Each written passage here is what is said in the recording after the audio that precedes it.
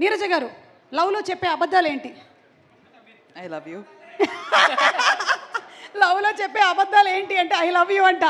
The biggest అబద్ధం. Okay, లవ్కి నందిని గారు, లవ్కి గ్యారంటీ ఉందా? ఉంటే ఎంతకాలం? నన్ను ఎందుకు అడుగుతున్నారండి? ఇది ఏమైనా సంబంధం ఉందా నాకు ఈ క్వశ్చన్కి చెప్పండి. ఏమండి, అందరికీ ప్రేమతో సంబంధం ఉంటుందండి. పుట్టిన ప్రతి మనిషికి ఉంటుంది. లేకపోతే మీ సినిమాల్లో మీరు ప్రేమ కథలు ఎలా తీస్తారండి? నేను ఎక్కడ తీసాను ప్రేమ? అలా మొదలైంది ప్రేమ కథ కాదా? కాదు, ప్రేమ లాంటిది కానీ కాదు, ప్రేమ కథ కాదు. బేబీలో లక్ష్మి గారికి కూడా ప్రేమ కథ ఉండింది. రియల్ లైఫ్లో లేనప్పుడే రాసుకుంటాం మనం. సరే చెప్పండి, లవ్కి గ్యారంటీ ఉంటుందా లేదా? లేదు.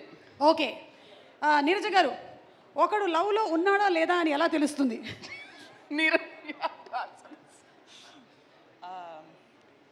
చూడండి, అక్కడ చూడండి, కొంతమంది ఫేసులు చూస్తే మీకు అర్థమవుతుంది వాళ్ళు లవ్లో ఉన్నారో లేదా. అదిగో నవ్వుతున్నాడు చూడండి, 32 పళ్ళు బయట ఉన్నాయి. నాకు ఎందుకో డౌట్గా ఉంది అతను లవ్లో లేడని. ఆ టైంకి మనకు కావాల్సిన నిజం మనం నమ్మేయడం అంతే.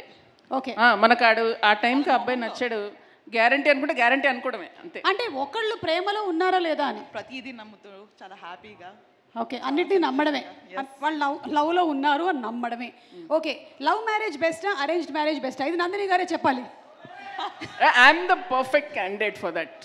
కరెక్ట్గా 1 year తర్వాత రండి, దీనికి ఆన్సర్ ఇస్తాను. 2 ట్రై చేస్తాను నేను ఈ లోపు. అవునా? ఓ మై గాడ్, 8 వసంతాల్లో గుడ్ న్యూస్ చెప్పిన నందిని రెడ్డి గారు. ఓకే, మిమ్మల్ని నీరజ గారు, మిమ్మల్ని ఇన్స్పైర్ చేసేటువంటి ఒక ఉమెన్, ఎనీబడి, ఇండస్ట్రీ కానీ బయట కానీ, నా పేరు కాకుండా. I think Samantha. It's very easy. Sam for me. Sam, Samantha, super super.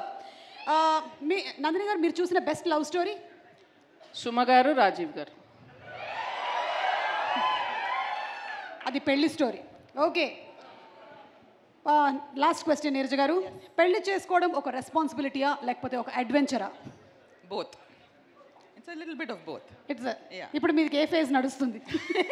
ప్రస్తుతానికి షూటింగ్ లోంచి వచ్చిందండి పాపం, ఇంటికి అడ్వెంచర్ అయితే అందుకనే రెస్పాన్సిబిలిటీ ఫేస్. రెస్పాన్సిబిలిటీ మీ ఆయన చూస్తున్నారు. అందుకనే